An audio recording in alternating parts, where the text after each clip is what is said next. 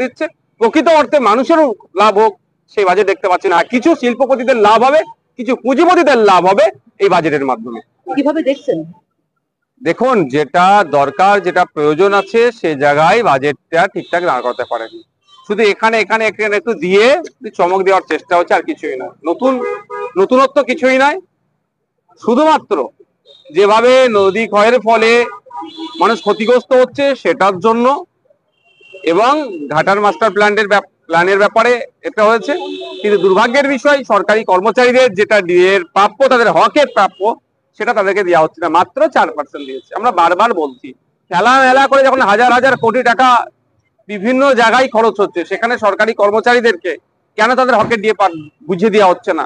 এই সরকার এখন যারা সরকারে আছে, 2011 সালে আগে তারা অপোজিশনে ছিল, তখন তারা বলেছিলেন কেন্দ্রীয় সমাহারে যে সরকার দিয়ে দিতে পারে না তাদের সরকারে থাকা অনুচিত, ছেড়ে দেওয়া দরকার। তাহলে আজকে কেন দিতে পারছে না?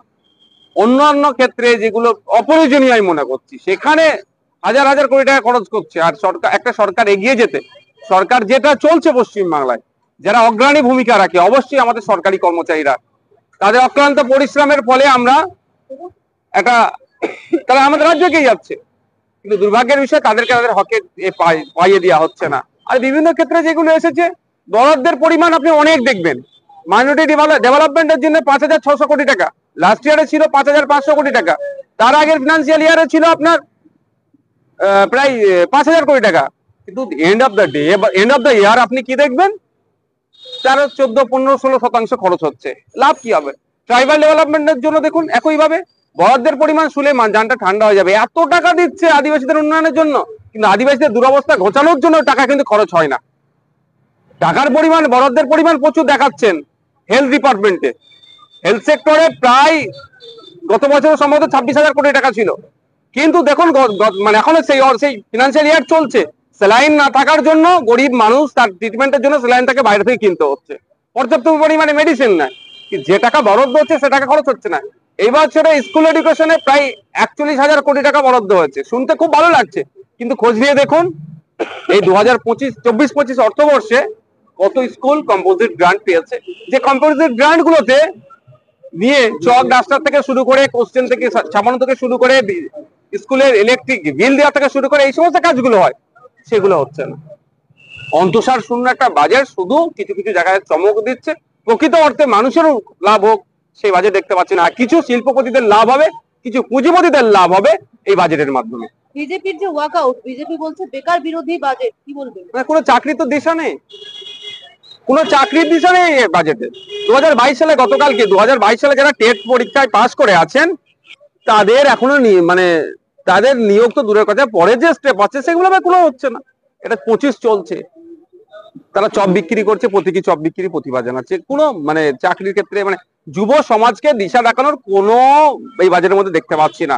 শুধুমাত্র একটু চমক রেখেছে ভোট ব্যাংকে ধরে রাখার জন্য। বাজেটে আগে লক্ষ্মী ভান্ডার নিয়ে অনেক কথা হচ্ছিল, এই বাজেটে কোনো কথা হয়নি। এখন তো ভোট নেই, এখন বাড়বে কি করে? ওটা দেখবেন ভোট অন বাজেট যখন হবে 2026 হবে, তখন দেখবেন লক্ষ্মীর ভান্ডার বাড়াবে, তখন ভোটের দরকার। লক্ষ্মীর ভান্ডার দিয়ে তো প্রকৃত অর্থে মা বোনেদেরকে উপকৃত করতে চাইছে না। যদি প্রকৃত অর্থে মা বোনেদের উপকৃত করতে চাই, তাহলে আমি বলবো 5,000 টাকা করে লক্ষ্মীর ভান্ডার দেওয়া দরকার, এবং রাষ্ট্র তার পরিবর্তে রাজ্য কিছু কাজে তাদের কাছে বুঝে নিই। এখন ভোট নাই এই বছরটাতে, ওই জন্য এই বছরে লক্ষ্মীর ভান্ডার বাড়ছে না। সামনে বছরে ভোট থাকবে, লক্ষ্মীর ভান্ডার বেড়ে যাবে, দেখবেন। দাদা, মুখ্যমন্ত্রী বলছেন যে অন্য রাজ্য লক্ষ্মীর ভান্ডার প্রকল্প নকল করছে, অন্যদিকে শুভেন্দু অধিকারী বলেছেন যে লাডলি বাহানা নকল করা হচ্ছে। দেখুন, নকল আসলের কিছু ব্যাপার নয়। যদি এইটা কেউ কোনো রাজ্য নকল করে, সেই রাজ্যের মা বোনেরা উপকৃত হয়, ভালো তো। আর খেলার দায় ঠেলাঠেলির কি আছে?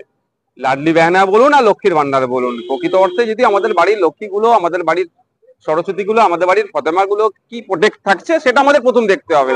লাডলি বাহানা বলছেন, বেটি পড়া বেটি বাঁচাও বলছেন, আর উত্তরপ্রদেশে দর্শন করে আগুন লাগিয়ে দিচ্ছে যে ওর পরিবারের লোকজন যারা আছে তারা গিয়ে কথা বলে তাদেরকে খুন করে দিচ্ছে। আর আমাদের রাজ্যে দেখুন, আমাদের বাড়ির মেয়ে তিলোত্তমাকে খুন করে কি করলো?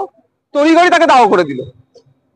ফলে এই লক্ষ্মীর ভান্ডার, লাডলি বাহানা, বেটি পড়া বেটি বাঁচাও এই স্লোগান দিয়ে কিছু লাভ হবে না। মহিলাদের এম্পাওয়ার করতে গেলে মহিলাদেরকে স্বাধীনভাবে টাকার ব্যবস্থা করতে হবে।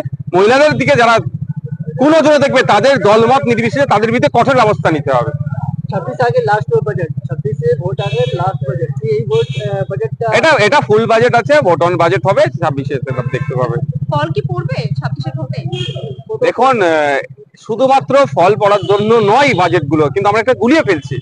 এই সরকারের চিন্তা ভাবনা হচ্ছে ভোটমুখী বাজেট করা, কিন্তু এই সরকারের ভাবা দরকার বাংলা কিভাবে ভালো থাকবে। আজকে ডেটে প্রায় দেখুন 6,00,000 কোটি টাকা আমাদের ঋণ হয়ে গিয়েছে। ঋণের দায়টা তো আমাদের বাংলার মানুষের উপরে চাপছে। 1947 থেকে 2011 সেখানে প্রায় 2,00,000 কোটি টাকা ঋণ ছিল, আর এখন এই 2011 থেকে 2025 এখানে দাঁড়াচ্ছে 6,00,000 কোটি টাকা। তো এই ঋণটা বোঝাটা কে নিয়ে চলছে? বাংলার মানুষের বোঝা হয়ে যাচ্ছে। মুখ্যমন্ত্রীর চেয়ারে বিগত দিনে বুদ্ধবাবু ছিলেন, তারপরে মমতা দিদি আসলেন, আগামী দিনে যে কেউ আসতে পারে, কিন্তু বোঝাটা বাংলার মানুষকে বইতে হবে। কিভাবে আমরা বোঝা বইছি? এই নিত্য প্রয়োজনীয় জিনিসের দাম বাড়ছে, জিএসটি বাড়ছে, এগুলো হয়ে আমাদের মাথা থেকে কাটিং হচ্ছে। এটা কিভাবে কমানো যায়? এরা বারবার বলছে যে নাকি জিএসডিপি বেড়ে যাচ্ছে। ভালো কথা, জিএসডিপি বাড়লে আমরা যতটুকু, আমি অর্থনীতির ছাত্র নয়, কিন্তু যতটুকু একটা সাধারণ বাচ্চা ছেলেও বলতে পারবে জিএসডিপি বাড়া মানে তাহলে আমার আপনার হাতে টাকা থাকবে। আপনি দেখুন যে পরিবার পিছু খরচের, এটা দেখলে আপনি বুঝতে পারবেন আমাদের নিচে মাত্র দুটো রাজ্য আছে শহরে, আর শহর বা গ্রামীণ এলাকায় যদি ভাগ করা হয় যে পরিবার পিছু আমরা খরচ কত করছি, মাত্র দুটো রাজ্য আমাদের পিছনে আছে, সবাই আমাদের আগে। কেরালা, পাঞ্জাব দেখুন তাদের পরিবার পিছু মাসে কত খরচ করছে। খরচ কিভাবে করছে? তাদের হাতে টাকা আছে বলে বেশি খরচ করতে পারছে। আমাদের রাজ্যের মানুষের হাতে টাকা কম বলে আমরা খরচ কম করছি। তো এরা জিএসডিপির অনেক দেবে, অনেক তথ্য দেখা দিচ্ছে, কিন্তু তথ্যের সত্যতা আর বাস্তবটা কি আছে সেটা এড়িয়ে যাচ্ছে। যখন এই প্রশ্নগুলো করছি তখনই আমরা খারাপ হয়ে যাচ্ছি। না Thank you. বলছি